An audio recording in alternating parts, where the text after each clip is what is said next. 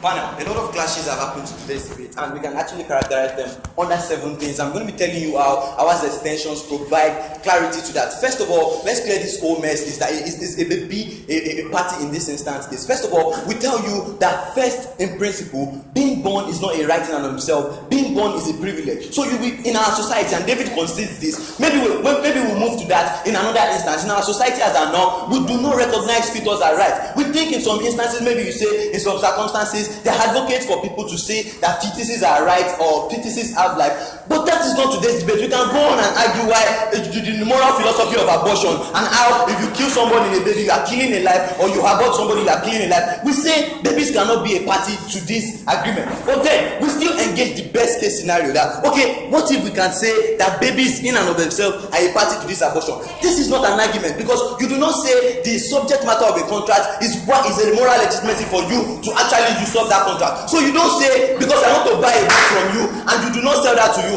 because I think the book is going to be better for me if I buy it, it is compulsory for me to willfully take that book and compulsorily take it away from you. You do not say because the subject matter is of private importance to you or society or to anything you think of, it is legitimate for you to compulsorily take it. That is not an argument. On babies and rights, we win on both levels, whether they have life or not. Secondly, this debate boils down to, why should states interfere in contractual agreements? Because the words this guy creates, they don't see how it is inherently contradictory. So first of all, they create the rational words where people can actually, enter into contract. And then what is the purpose of government in this instance? I want to tell you that the purpose of government, where states are rational to enter into contract, is for states in and of themselves to protect that contract. How do you protect contract? You make sure you provide information for people. You make sure people do not cheat others. But in this instance, what you are doing is cheating others. Secondly, we tell you, and this you do not do preemptively. You do not do when the contract has started. Panel, let's clear another mess on why is it when you have sex do you consent to having babies? We say this is wrong, and this works on the principle of class consideration,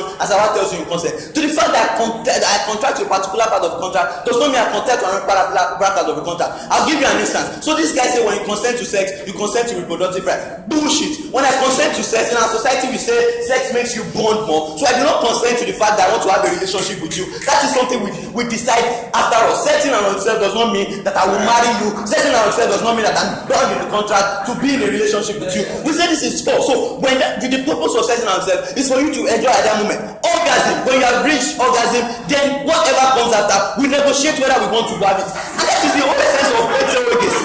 Surrogacy is saying, let's have sex, I want to have orgasm, but then if you can give me baby, I will pay. That is surrogacy. But here we say whether or not you want the money, and that is why it is compulsory. Whether or not you want the money, whether or not your consideration for not having babies is money, whether it is other consideration, psychological effect, emotional effect, the physical effect. This guy say money can take care of it. Bullshit. I'm going to show you that. We say in this instance, you trivialize women who do not think financial needs is the basis of them rejecting reproductive rights. We do not get any engagement of this from this side. Secondly, we say why is individuality of reproduction rights very very key to this debate. And what tells you that where we have reproductive rights, the man's right to enjoyment, to having a responsibility to get up for a baby is never superior. Nobody justifies why it is superior to that of a woman to go through that gestation period in and of itself. So when we have individuality of rights that these guys tell you is very pluralistic, why do we prioritize that of the man over another man?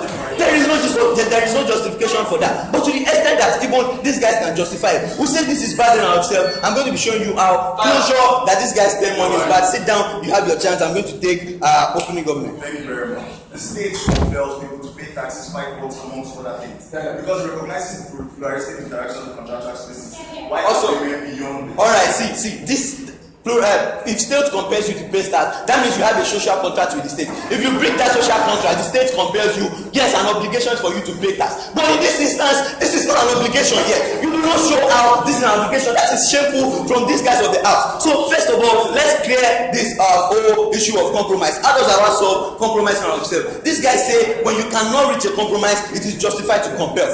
Bullshit. If I cannot convince you to sell your thing to me in a consensual manner, it is not justified for me to take it willfully. That is common sense in today's debate. Now, first of all, we say even if there's no compromise, the essence of a state is not for you to make contractual agreements at all costs. That is why we say women who think they want to have child, for you to come and pay money, that is why they engage in pay surrogacy. Go and contract them. But this does not mean you should extend to other women who think that their needs are not financial. They want to meet their psychological, emotional, and all of that well-being. You do not use money or compulsorily give them money to take away this right. Don't receive justification from these guys. I'm going to give you guys another chance. Okay, so women who do not consider financial needs in our world also recover like emotionally and psychologically as well. But then you also need like drama classes. Why do you usually take subject matter when it doesn't matter? Wait. Oh.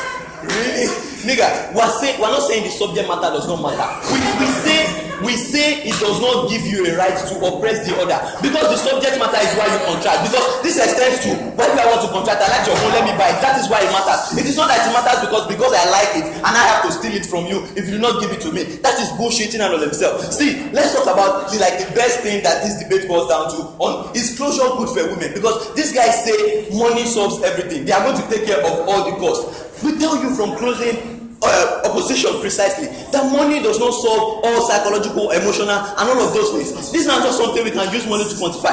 Let's take the best case scenario. We can use money to quantify these things. What is the effect? Two things. We say first, this gives men the right that they can actually think that they can always buy their happiness whenever they want it. The state is actually legitimizing for me to pick any woman and say, let me have sex with her, even if she does not want baby, I can pay her. That is compulsory. We say this does not even actually, in states where they want abortion to be removed, this does not even actually solve the case of abortion. Because why? Because women who do not have financial needs do not then engage in these things. We see reorientation of the society is what you need in a state where you think they frown on abortion. Not saying because you guys we want you to have babies at all costs. What we are going to do is to compel men to give you belle, and then we give you money, and then even if you don't want that money, we give it to you. That is oppressive in and of itself. The impact of this argument is that closure in and of itself does not solve the problem we have in society, to the extent that we are the only opposition team that has showed you how this trivializes the right of women to review abortion rights and themselves. This says that your consent for don't want you to go through gestation period, because this guy says we can take care of the child responsibility, but going through that gestation period is a choice that has to actively be made. This trivializes it to financial needs. People have it based on other needs, religious, philosophical, ideological needs. This is in and of itself oppressive and marginal. We think this is wrong, to the extent that we have been also able to show you how closure does not matter in today's debate. The only team that engaged all sides, we are very proud to be CEO in today's debate. Thank you so much.